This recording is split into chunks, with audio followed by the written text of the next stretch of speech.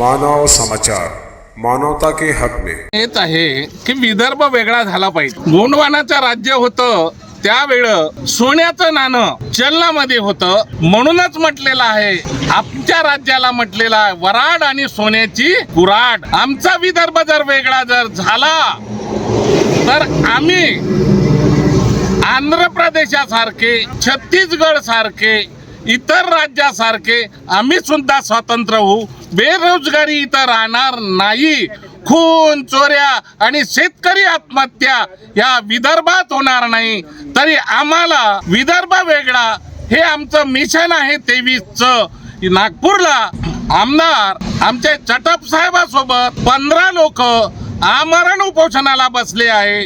काल मी नागपूरला संध्याकाळी 5 वाजता आमरण उपोषणाला 15 लोक बसवून काल मी आलेला आहो आणि आज विदर्भ वेगळा झाला पाहिजे। जागोजागी पक्षाच्या वतीनं पूर्ण विदर्भात रस्ता रोको आंदोलन हे 31 डिसेंबर पर्यंत चालणार आहे। वेगळा विदर्भ झाला पाहिजे ही आमची मागणी आहे। काय नाव तुमचं?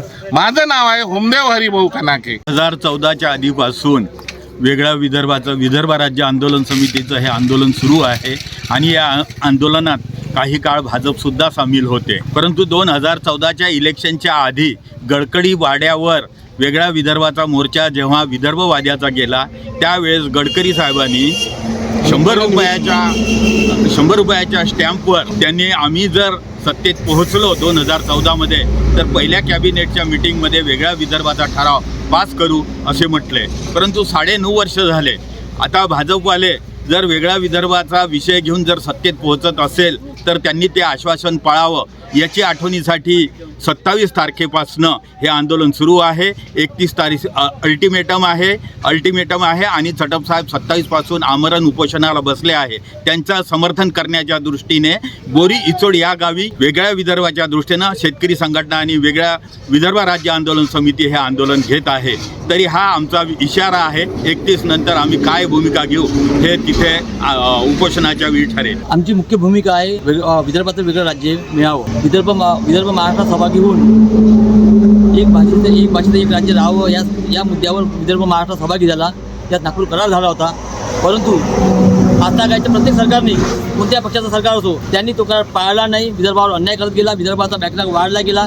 विदर्भात युवकाचा प्रश्न आहे, बेरोजगारीचा प्रश्न आहे, विदर्भात नक्षलवाद फोफावला आहे। या सगळ्या गोष्टीचं उत्तर एकच आहे, विदर्भाचं स्वतंत्र राज्य व्हायला पाहिजे आणि ते सक्षम राज्य होईल यासाठी आम्ही विदर्भाची लढाई लढत आहोत। आम्हाला 2012मध्ये खामगाव ते आमगाव विदर्भ यात्रा निघाली होती। त्यात भाजप पक्ष आमच्यासोबत होता। त्यांनी आश्वासन दिलं होतं की आम्ही जर बहुमताने सत्तेत आलो आम्ही वेगळा विदर्भ राज्य देऊ, परंतु आम्ही तो शब्द पाळला नाही। आम्हाला जर विदर्भात भाजपचा शब्द पाळणार नसेल तर आम्ही त्यांना सत्तेतून खिचल्याशिवाय राहणार सुद्धा नाही।